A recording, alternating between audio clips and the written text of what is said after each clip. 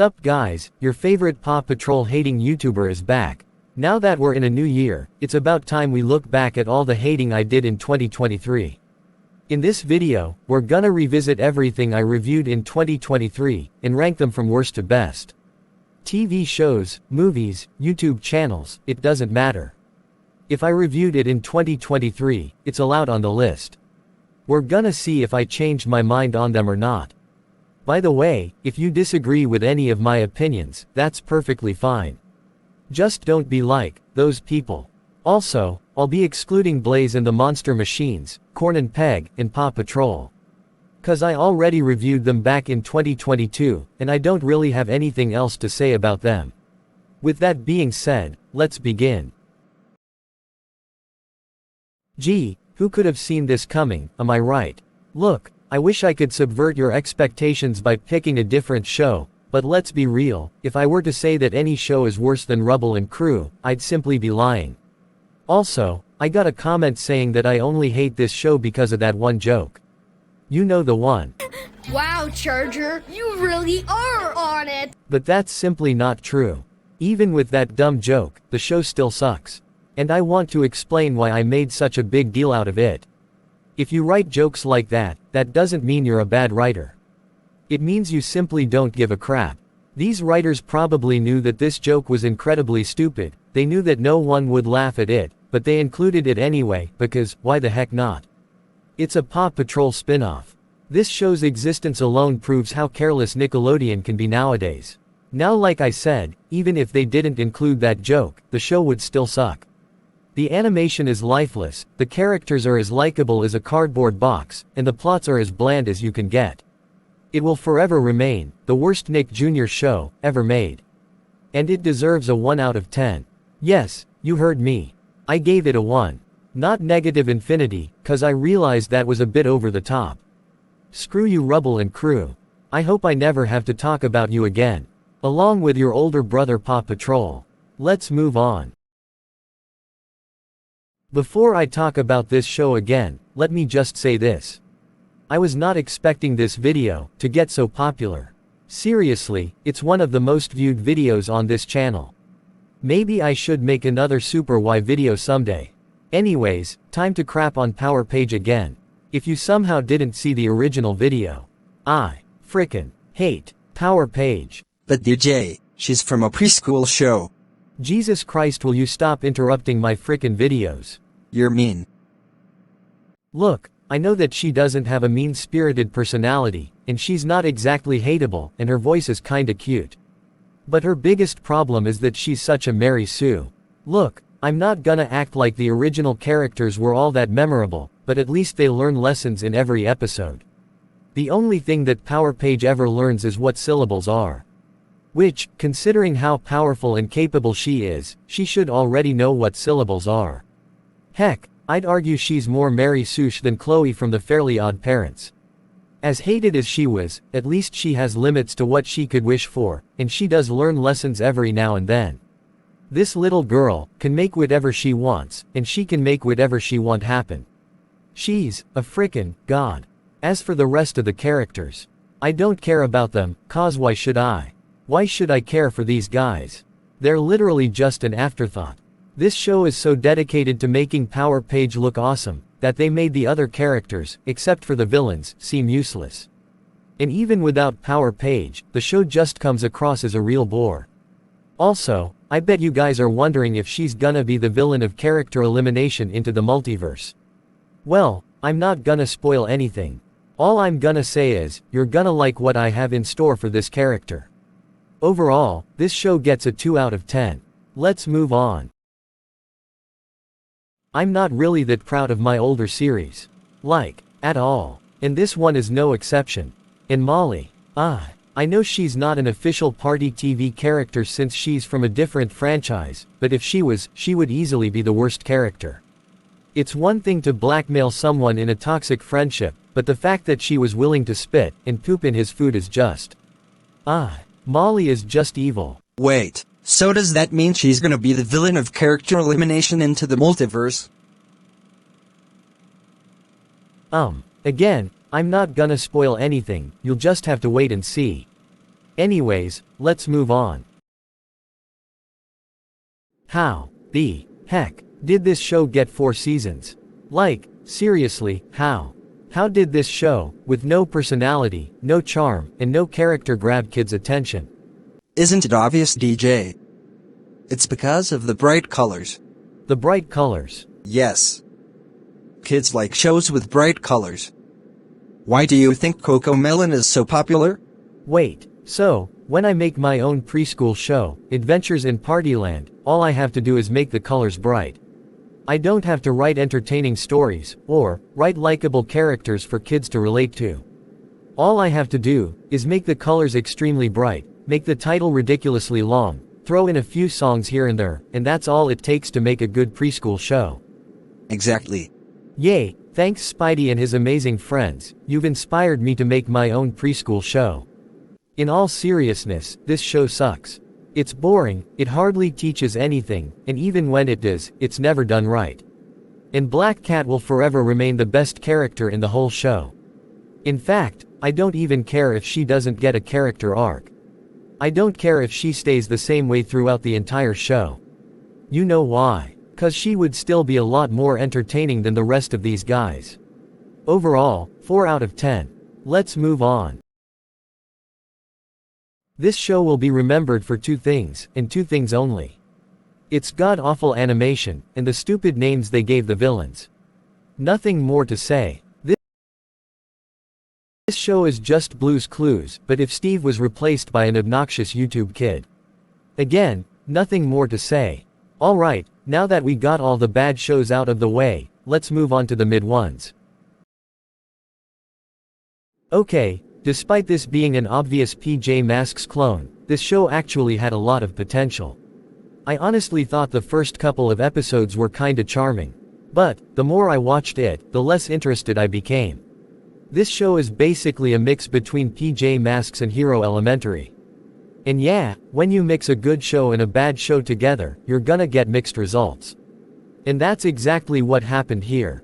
Look, I appreciate the writer's efforts to make likable, believable characters.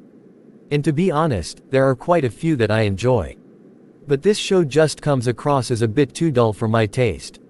I really wanted to like this show, I really did, but I just couldn't get attached to it. I dunno, maybe you'll enjoy it, but it's definitely not for me. Look, I'm sorry. I know a lot of people like this show, but personally, I just find it dull. I watched a few more episodes. And, I guess I understand why people like it. The animation is expressive, and the characters are kinda charming, I guess. But I just find it hard to enjoy the show when the plot is just so simple and bland. Maybe your kids will like it, but I don't really recommend it. Okay, I'ma be honest with y'all. I really wanted to put this movie near the bottom. Like, the bottom 3. In fact, I wasn't even gonna watch it. I was just gonna say I hate it because it's a Paw Patrol movie. But, I decided to watch it anyway. And, to my surprise, the movie is actually not bad. God, why did I like a Paw Patrol movie? This really should have sucked. But, unlike Rubble and Crew, the writers of this movie actually tried. There were some moments where I felt like I was watching a 90-minute toy commercial. But other than that, the writers actually tried to make a good, and, actually kinda funny movie. God, why am I complimenting a Paw Patrol movie? It's Paw Patrol. Everything that has its name, is going to suck. Let's move on before my ego takes over me. Oh my god, these character designs. I just can't get over the fact that actual, human beings, approved this. I know Nickelodeon isn't exactly the best at CG, but this is just embarrassing. But other than that, the show actually isn't all that bad. 6 out of 10. I was really disappointed by this episode. I mean, it's okay. But I'm pretty sure that the season premiere of PJ Masks' frickin' Power Heroes should be more than just okay.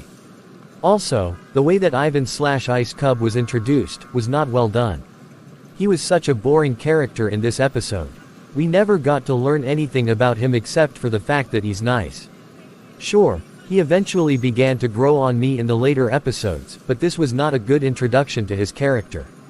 Also, this episode had so many plot holes. I already mentioned 2 of them in the original video, but here's another one.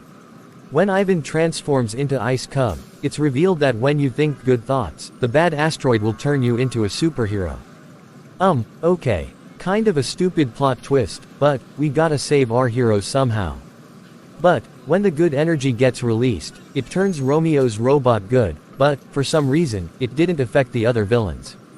Why? Look, I get why they did this. If the villains turned good, there'd be no antagonist. Therefore, there'd be no show. But couldn't they have done it in a way that makes sense? Though, I will say that I was wrong when I said that this scene was filler. It was not filler. Back then, I thought the definition of filler was a scene that lasts for too long. But I realized that was not true. Did the scene last for too long? Yeah, a little bit. But it was still important to the story, so it wasn't filler. I've learned new things, and during 2024, I will continue to learn new things. Overall, not a terrible episode, but it should have been a lot more. Now it's time to get to the good stuff. I decided to put these 3 YouTubers in the same spot because, why not? I consider these 3 to be the best Go animators in all of YouTube. They're all great in their own unique ways. Happy Animate is just silly and random, Samster5677's characters are horrible, but they're still funny. And Go Toenails is basically a satire of Go Animate. I recommend you watch all 3 of their channels. What? No, not that movie. What do you mean they look similar? Look, one is a crappy mockbuster, and the other one is a Disney live-action reboot. Get it right, you idiot. That's better. Anyways, a lot of people might not agree, but we actually really like the Little Mermaid remake. And this is coming from 2 people who didn't watch the original. But the whole race swapping thing was just dumb. It's one of the stupidest controversies I've ever seen. Same here. And if I see another controversy like this again, I'm gonna. Darian, keep your terrorist thoughts to yourself. Anyways, if you also haven't seen the original, I totally recommend this movie. I decided to also put these shows in the same spot because I have the same thing to say about them. These shows were a surprise to me.